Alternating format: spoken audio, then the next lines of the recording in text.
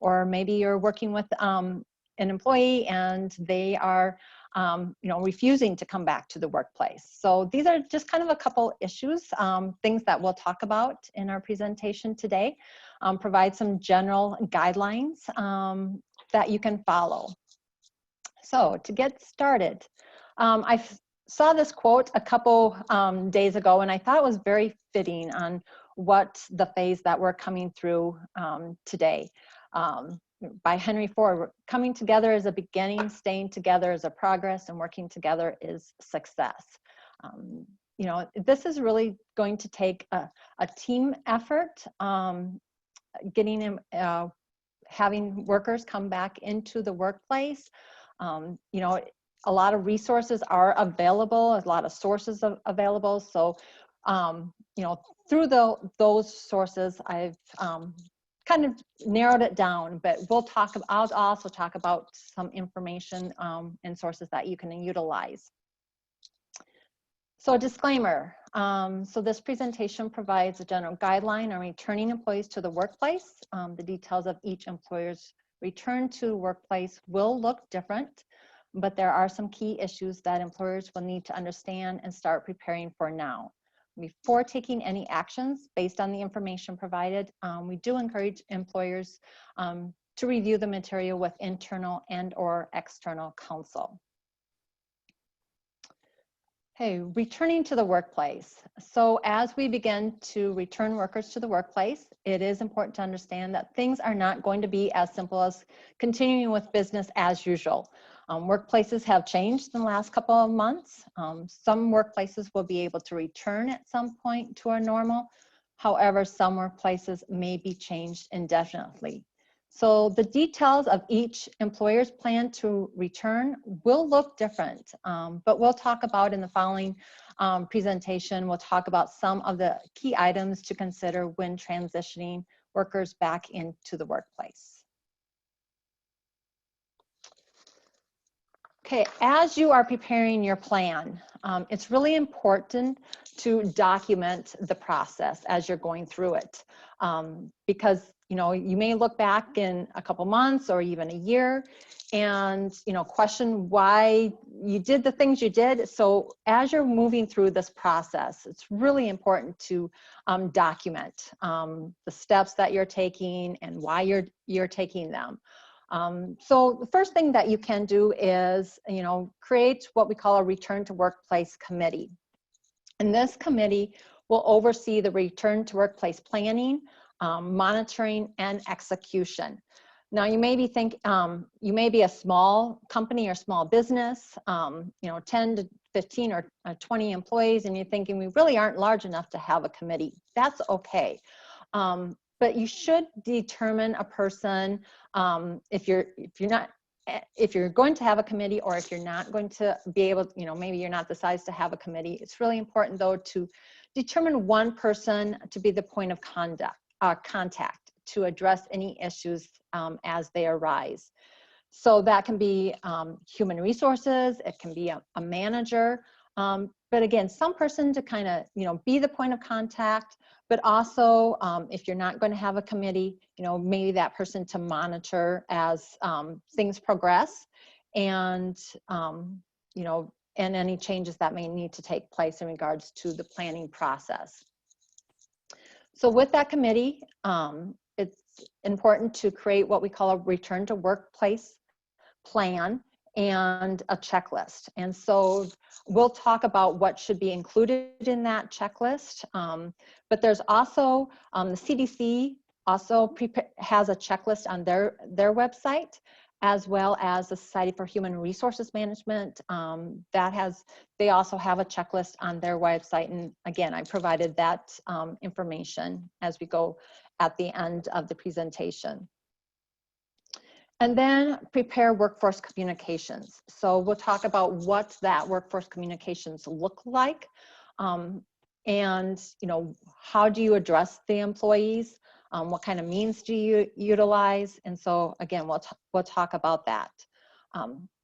But in regards to the return to workplace process, it's really important to also regularly monitor the review of guidance that's put out by, the state, your community, the CDC, and OSHA as well. And there's other entities as well. So, know that as you're working and you're establishing a plan to return your workers to the workplace, it's important to know that probably the one definite that we know is that there are going to be changes that may have to take place, and you'll have to possibly monitor your return to work plan based on those changes.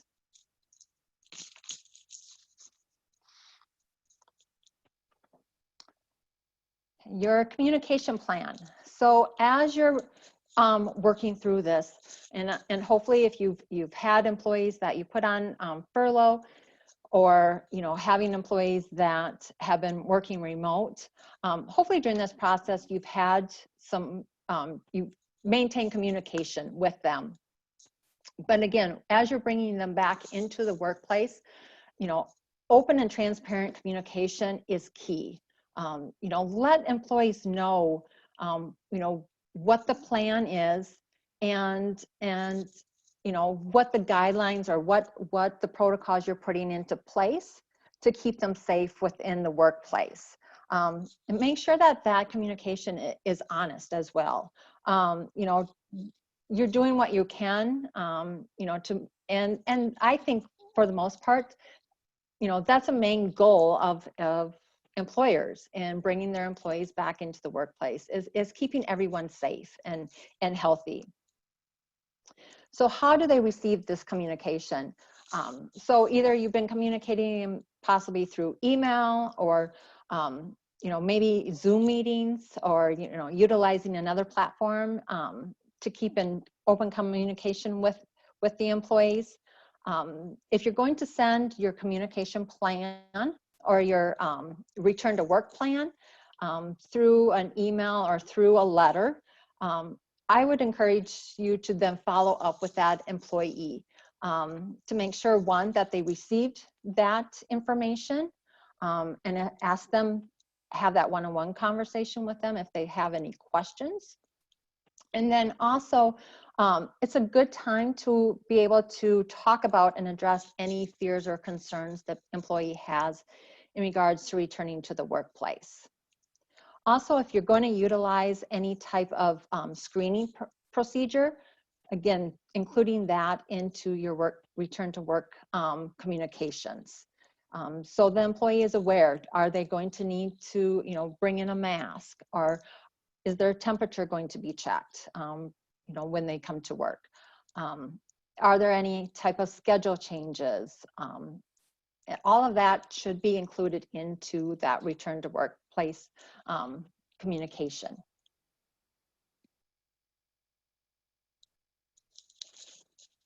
All right, so within your checklist, and you're working through your communication plan to your employees, some of the things to take into consideration or including in your checklist, return to work timetables. So are you going to have all employees return at once, or are there going to be staggered returns? And if they're going to be staggered returns, making sure that you're utilizing, non-discriminatory means when you're bringing those employees back. It can be based on seniority, which is a good method to utilize in bringing those employees back. But it is encouraged, if at all possible, to stagger those returns. Again, to kind of work and adhere by the social distancing that's still in place. And then also expectations when returning to work. Making sure, again, are there going to be masks? Are there, other protocols? And also, what are those safety and disinfection protocols that the company is going to utilize, again, to try to maintain health and safety of their employees? And then along with that communication plan, also having, again, exposure response communications ready to go.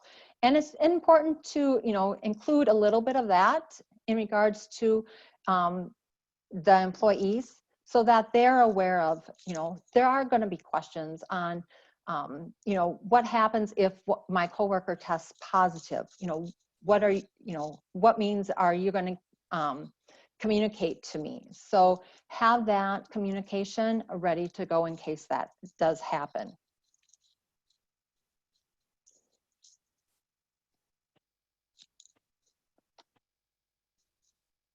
So the recall procedures. So you should have an organized and controlled approach to returning employees back to the workplace. And again, it's really important to have a plan and to utilize a checklist, as I mentioned. So consider phasing in employees returning to work or schedule changes to provide greatest protection to workers. Again, making sure that, you know, you're utilizing non-discriminatory means when you're bringing employees back to the workplace. Create a plan for employees at high-risk categories. Again, though, making sure you can't ask the employee if they're in a high-risk category. However, if an employee shares with you that they are in the high-risk categories, you know, having a plan in place of, you know, are there accommodations that can be made? Is that an employee that can work remote longer?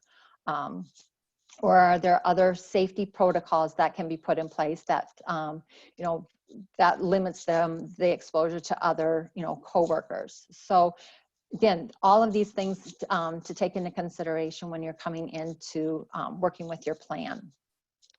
And then also, you know, businesses should report employees who refuse to return to work without good reason or quit their jobs to that website. And you will have I don't know if we mentioned it, but you will receive a copy of this PowerPoint. So in those situations where if you have an employee that refuses to return to work, to the workplace, you know, one though, you know, I wouldn't, you know, discount them or, you know, right away, but again, having that open communication with them and you know, having them be able to share their fears and concerns and addressing those. And again, sharing what the workplace and that the workplace, it's a top priority to have their workers be safe and healthy. And then determine how to handle employees who are unable to return to work. So are there childcare issues? You know, is their daycare closed? You know, again, if an employee is unable to return to work for, you know, certain circumstances, such as, you know, their daycare is closed, again, making sure that you're following the guidelines and in regards to the Families First Corona Response Act. So there are types of leaves that are available to employees that aren't able to return to work in those type of situations, but making sure that you're abiding by those.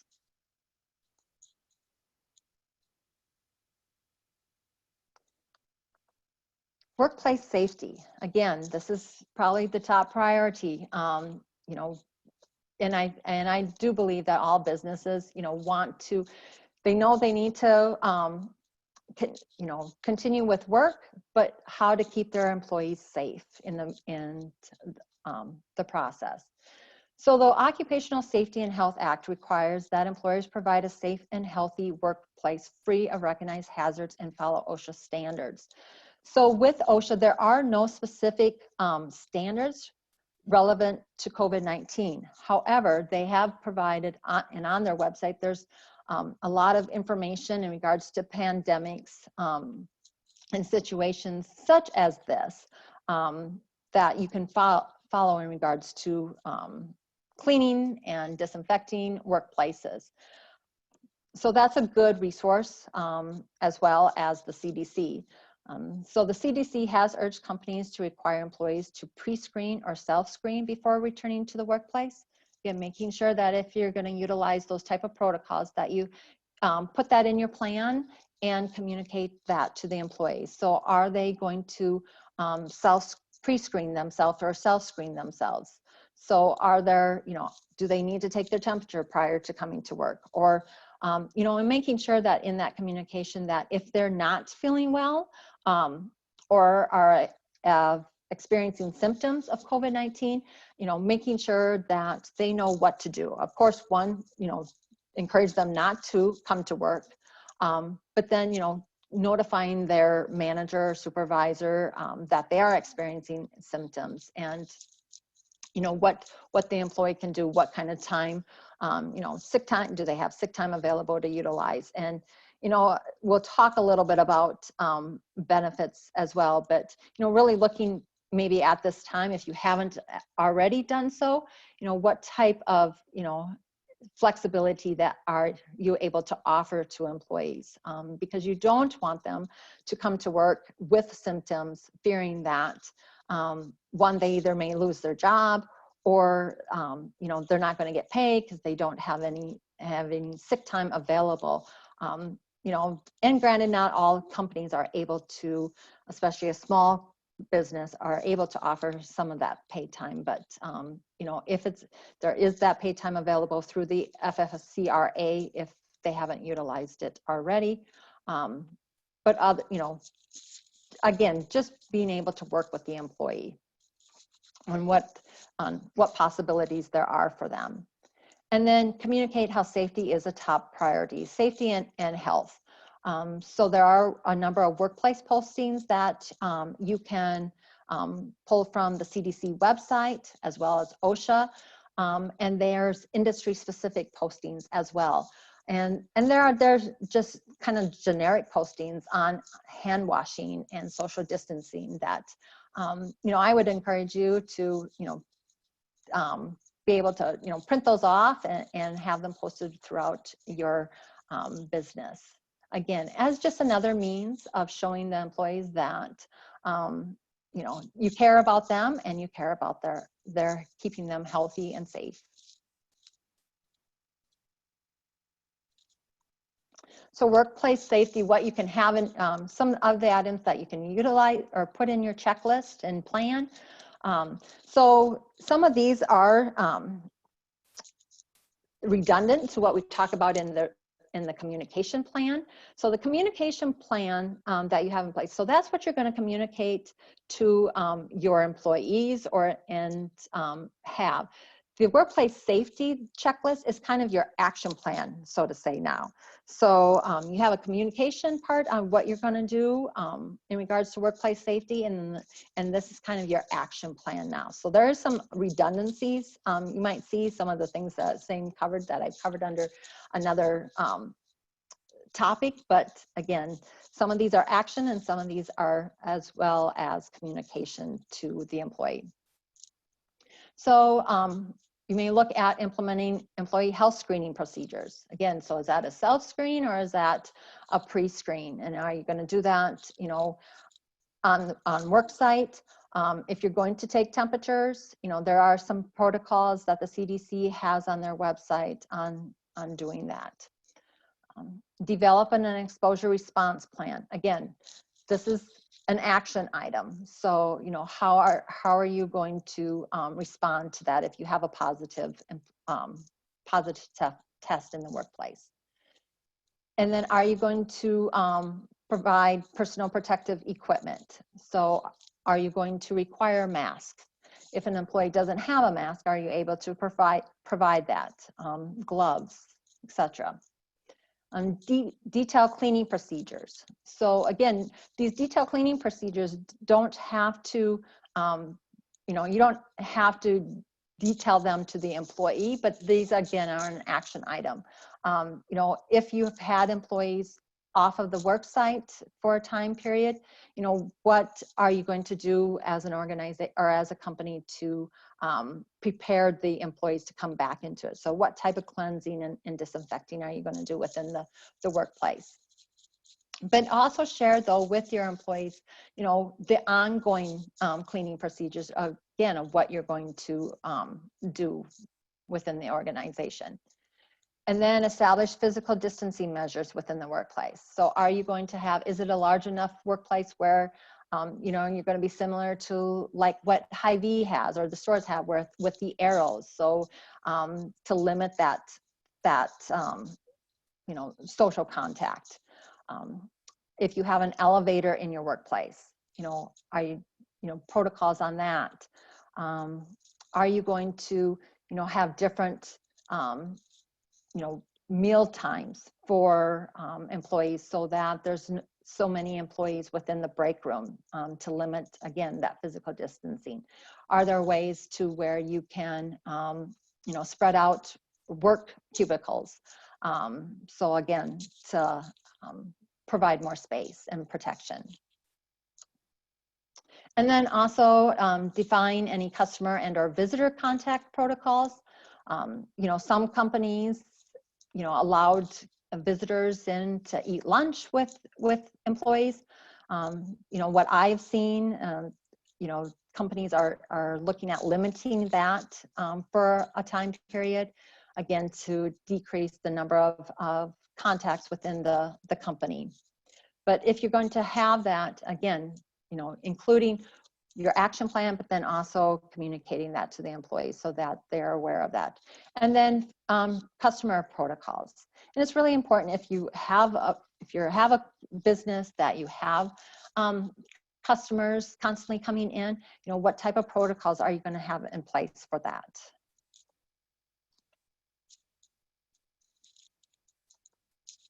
And then the next two slides just talk about, so this is off the CDC website. So this is guidance for cleaning and disinfecting, but it gives you an idea of the information that you can obtain from that website.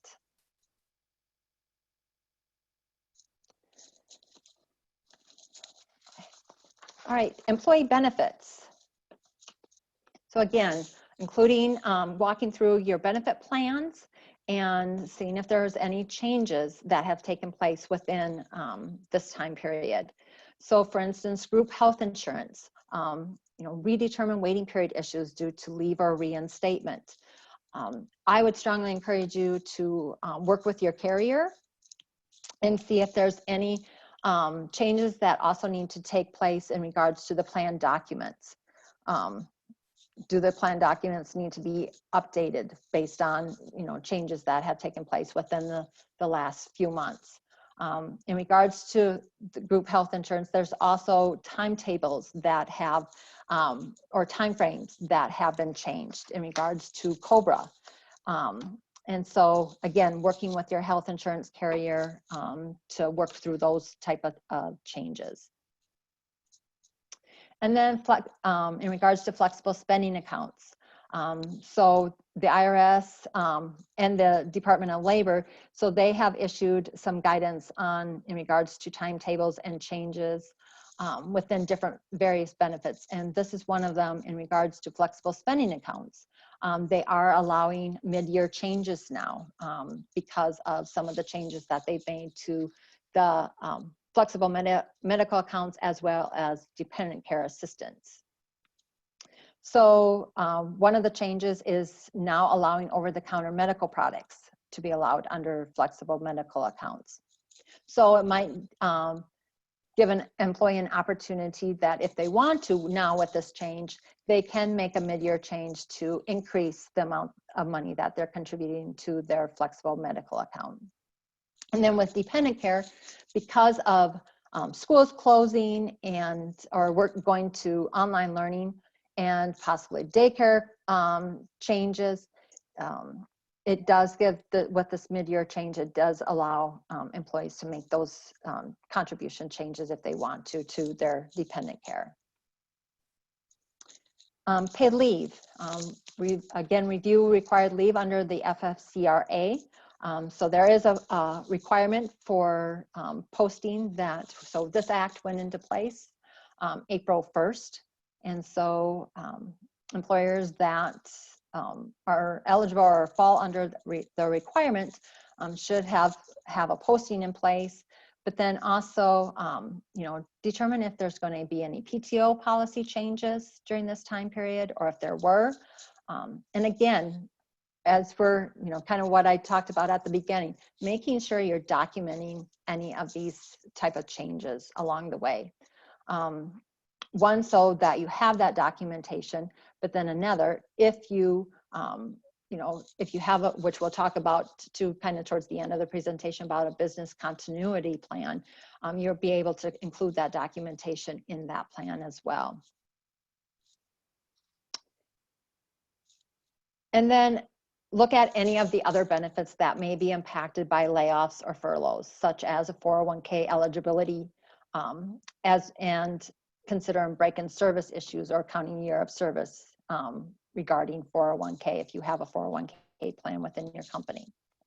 And again, your carriers, your administrators who you're working with, they will know these changes as well. So I would encourage you to reach out to them, and maybe you already have. But these are, again, some of the things to take into consideration when you're coming up with your checklist to make sure you're covering everything as you're working through your return to work plan. And then one of the benefits that I didn't include on here, but I think is probably one of the most important, is if you have an employee assistance program, making sure that you're communicating that information to the employees.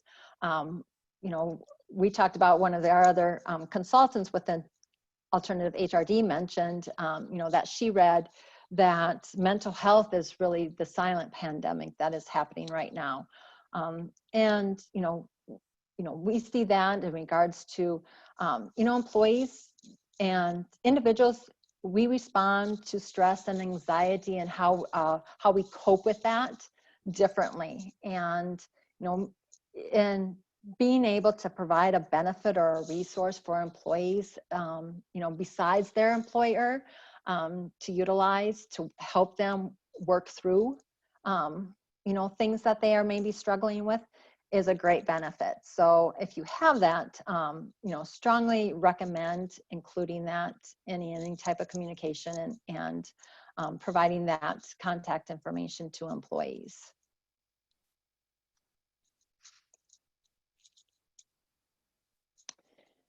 And compensation. So just some of the things to take into consideration.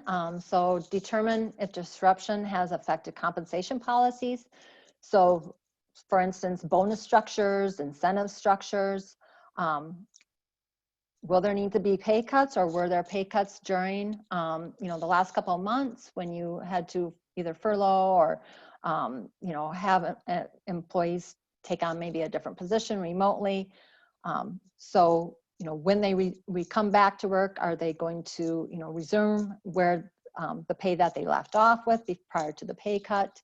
Also, during this time, or going forward, are there going to need to be status changes such as exempt to non-exempt or full-time to part-time status? And again, this is important to know because, definitely there has been a financial impact to businesses, companies, and, trying to be as open and honest to employees as possible. If this is going to affect their bonus structure, possibly, again, kind of starting that conversation with them and saying, we don't know what the future will look like. There may be an impact, there may be not, but, and I think employees are aware of these things too, but just being open and honest and as transparent as possible. And it's, there are some things that you can't share completely with employees, and that's okay. But, as much as you can and be as much as transparency as you can have, I think is important.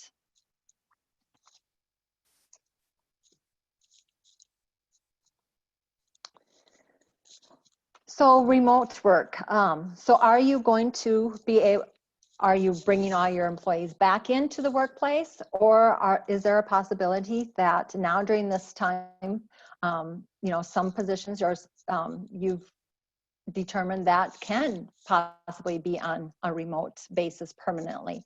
I think this, this pandemic, employers were really kind of forced into transitioning their positions that they didn't think that could work remote into a remote role rather quickly. And so now is the time to kind of reevaluate that and see how well it did.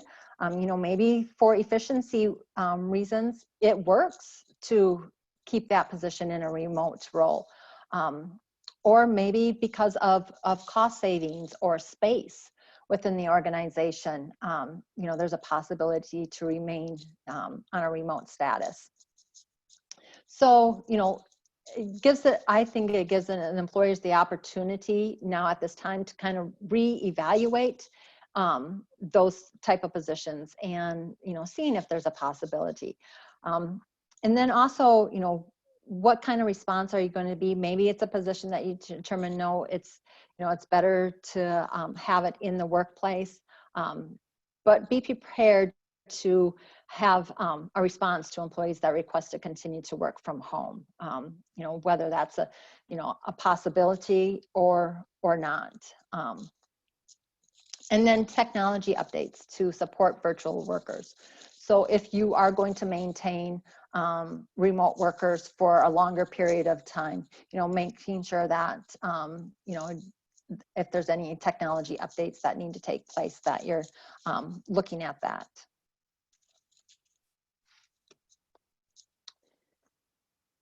And then policy changes. So definitely the workplace is not exactly like it looked like it did, even into February. So it's really kind of hard to imagine what has transpired within the last couple months.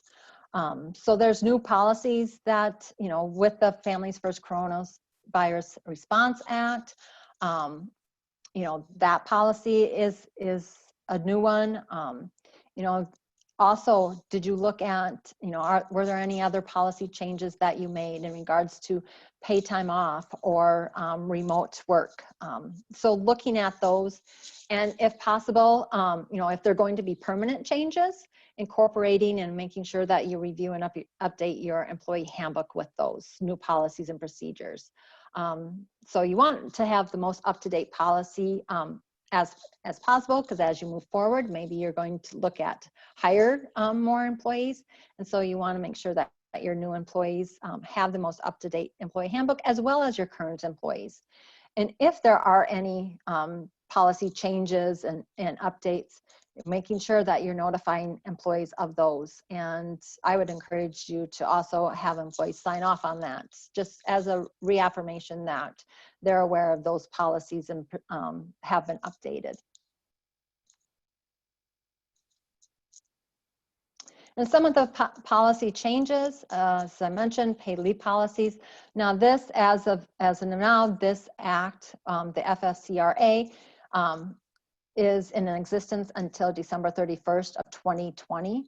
So, maybe it's something where you provide an addendum to your employee handbook with the dates in it, but again, having employees sign off on that.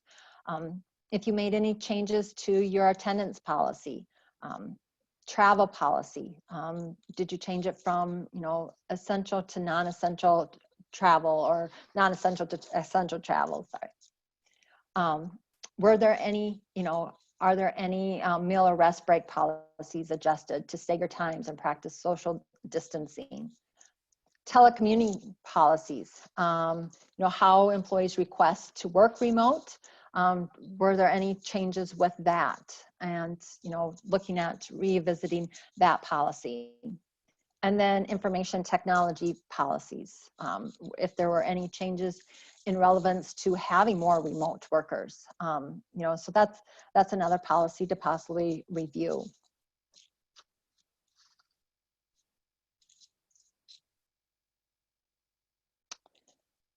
All right, so if you have a business continuity plan, as I mentioned, it's a good time to update that. And as you're working through your return to workplace plan, incorporating, again, when I talk about documenting, incorporating, your plan into your business continuity plan, so updating that. If you don't currently have one in place, it's probably a good time to look at that and incorporating one. And again, with the documentation that you've utilized in coming up with your plan and your checklist, incorporating that into your business continuity plan. And then update any plan resources and contact information, because I'm sure some of that may have possibly changed. We've never had experienced this before. So it's, you know, there are things that maybe you thought you had or had an existence in your plan and you found out that didn't work. So, you know, advise or updating that and revising that as needed.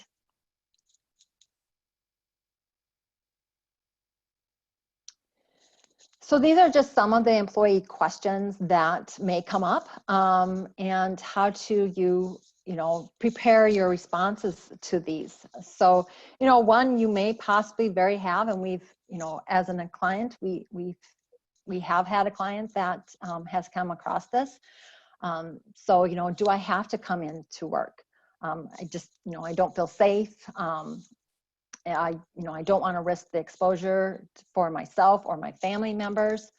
But initially, you know, the short answer is yes. If you're going to require employees to come to return to the workplace, you know, again, the short answer is yes. However, again, having that communication conversation with the employee, you know, what fears, what concerns do they have, and then sharing with them, you know, what you're doing to protect their safety and their health. And you know, there are no guarantees, of course, and you know, we can put all in our best efforts and follow our protocols, but you know, showing them that you are putting in your best efforts and you are following protocols put out by the CDC and OSHA to keep them safe.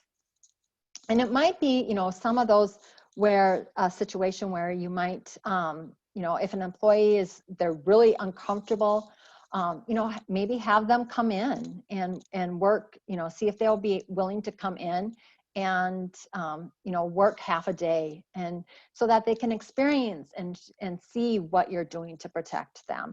You know, sometimes it's just easier and helps to just show them rather than, you know, try to, you know, walk through with them. So, you know, that might be a suggestion or, you know, something that you can do. How will you keep me safe? Again, just kind of reiterating what you're doing, and, you know, including that into your communication plan. You know, are you, you know, making sure you're providing hand sanitizers and tissue in all of, you know, the various areas within the workplace? Does the company have the right to ask about my health history and take my temperature? So through this guidance through the EEOC, you know, employers can take temperatures, and they are asked to about coronavirus symptoms. So yes, you know, they can ask those specific items. But again, if you're an employer that's going to take the temperatures, you know, that information is protected under Americans with Disabilities Act, or ADA, and that information should be kept separate from their personnel file. So if you have a health file for them, that information can be kept there, but it should not be included into their personnel file.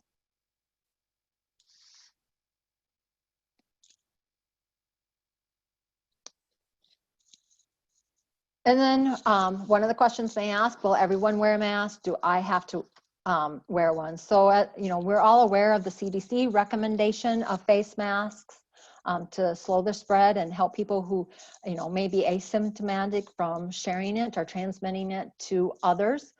So if you are a workplace that is going to implement wearing masks as part of the uniform, then yes, it is that is part of, you know, the policy for the organization. So if an employee doesn't have one, though, as an employer, if you're going to require it, I would suggest, you know, offering that or providing that to the employee. What happens if I get sick? Will I get paid for time off? Again, you know, information that you should be including into your communication plan, following the FFCRA if it's applicable to your employer, to your company. And then, you know, having some protocols put in place. So, you know, who should the employee contact if, you know, if they are experiencing symptoms, or if they have a family member that is symptomatic. And so having that process and procedure in place as well. And then what if a coworker gets sick? How will I know? Again, making sure that you have an exposure response plan put in place and what that communication looks like.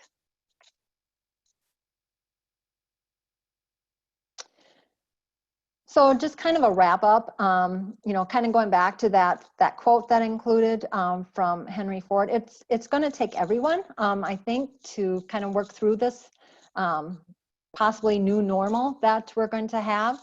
So there are individual actions that we can take as our own, and this is actually from the CDC website as well. And so, you know, you can you know, post these within the workplace. So these are individual actions, and then examples of organizational actions. And this just kind of wraps up what we talked about, what to include in your return to workplace plan and checklist. And then these are the sources or resources that utilize to put this information together. Again, there's a lot of information out there on the Department of Labor website, the CDC, as well as OSHA. So, and as always, we're here at Alternative HRD as well to help you, you know, with any questions or anything that you may have in working through your return to work plan. Thank you. Thank you very much, Tammy. Nice job. I just wanted to again say I have the privilege of working with a great group of people, Tammy being one of them, but we have a whole team of people, and when you call Alternative HRD, you get an entire, very experienced human resources department to answer your questions. If you want to flip to the next slide next. We offer a full range of services. So we offer a regular HR department. This is kind of a summary of some of the things that we offer. You can either pick and choose to those specific things, or we can run your entire department for you on whatever basis you need it. And one more slide. And what we have as a result of this, we've talked about doing this for a long time, and that's offering something we call an HR subscription service. $99 a month, you get access to all of our webinars, all of our tools. We have some special toolkit that we shared just with our subscription services that has already the ready-made checklist, some of the employee communications that Tammy had talked about, some of the action plans that you need to maybe keep in place. And we will continue to update that as time goes on.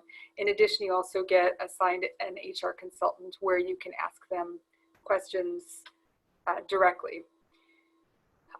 So I'm going to go, you can go back probably to the picture, maybe is the best thing, so you know that we're getting ready. And then I'm going to go through some of these questions with you, Tammy. Are you ready for that?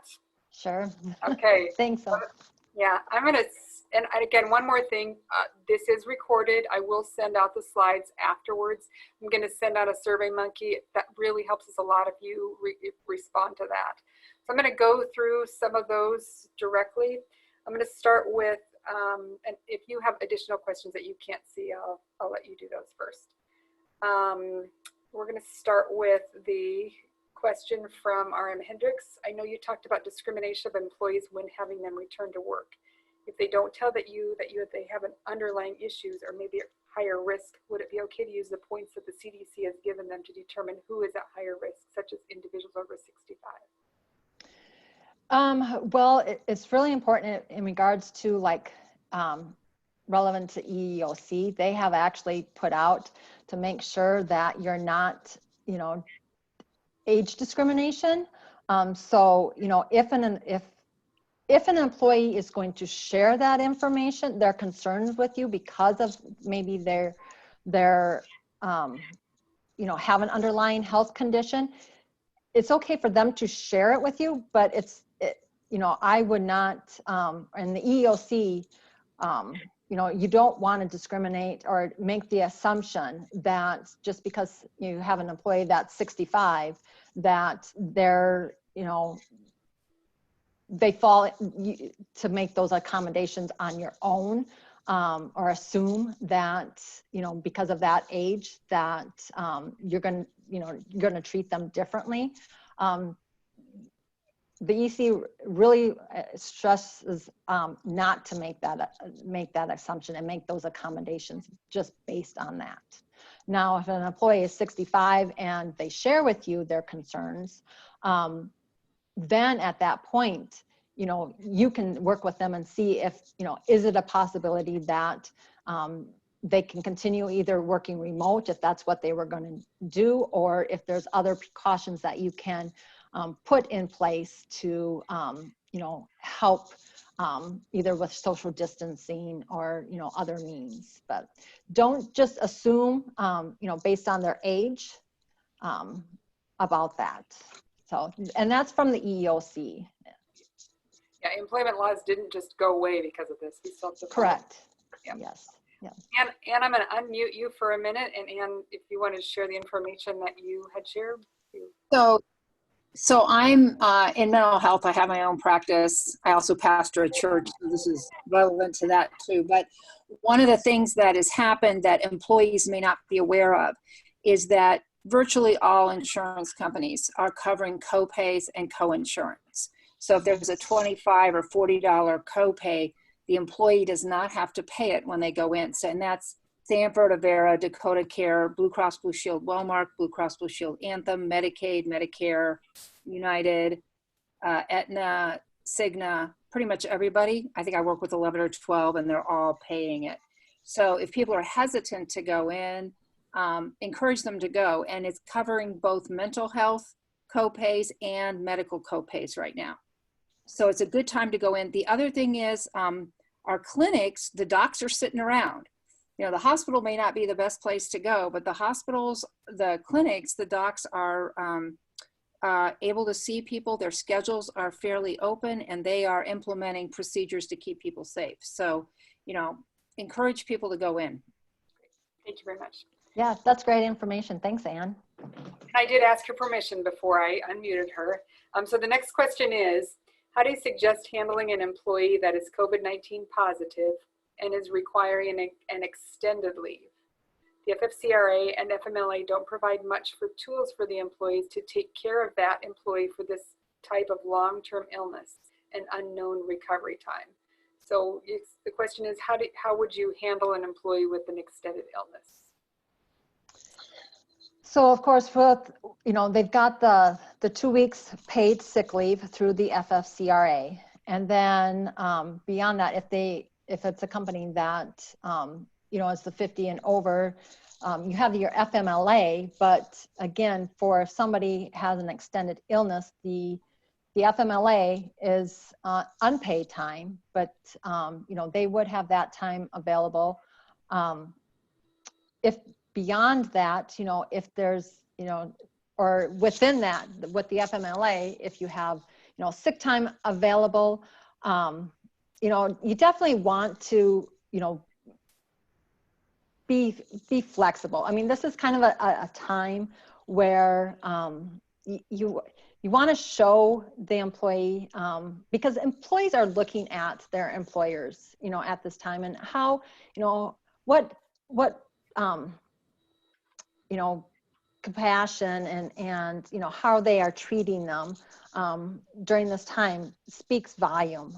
It really can impact a company culture going forward on, you know, how employers are treating employees during this time. So I guess I would look at, you know, what means or flexibility you can give to that employee so that they can have the time to recover. And again, you know, making sure that you're following any type of, you know, FMLA and regulatory laws as well. Yep. And it's no different than any other, if they have cancer or something. It's a long-term. Right. So, yes. Yes. And yes, if they have, you know, short-term or long-term disability available through the company, you know, that's definitely another means or benefit. Yep. Okay. And then one last question. Can you further explain the business continuity plan? And maybe you want to roll that slide back to the business continuity plan and talk a little bit about that. Okay, so this is, so, you know, some companies term it as an emergency preparedness plan. So it, you know, it extends from everything from, you know, what if you lose electricity, or, you know, what if a tornado takes out your business, or floods? You know, it's a lot of times it has to do with, like, natural disasters are included in it, but then also it should be included in things such as this, an illness or a pandemic that goes through. So it, you know, some different parts are like, you know, what, you know, how are you going to communicate with the employees? Who's like the point of contact for different things, such as, you know, media or employees to reach out? How will payroll be done if you're not able to access it at the work site? You know, how are you going to access, you know, information such as customers or clients? You know, if you're not able to be physically at the place, you know, technology is probably one of the big components of a business continuity plan. Trying to think, you know, everything from, you know, benefits for employees. How's that's going to handle? So, you know, looking at, you know, anywhere from losing electricity for, you know, a certain period of time, to all the way to as this, you know, what, you know, what if you're not able to access the workplace for a certain period of time, or, you know, it's completely gone, you know, on rebuilding that, and what that looks like. That's so, you know, some companies term it as an emergency preparedness plan, and there's, you know, different resources on if you don't have one in place. I know there's some resources that are available out there, or reach out to one of us at Alternative HRD too. We can definitely help you with that. Great, thank you. That's all we have for today. Again, I want to thank you all for your time and attention, and we will send out copies of the slides and a copy of the recording, assuming it recorded okay, afterwards. Pay attention to our SurveyMonkey, and I'm getting a phone call. I'm going to decline. So if there's anything else, feel free to reach out to us. If you want to roll all the way to the back slide, and then we'll end on that. So thank you all very much. Yes, thank you.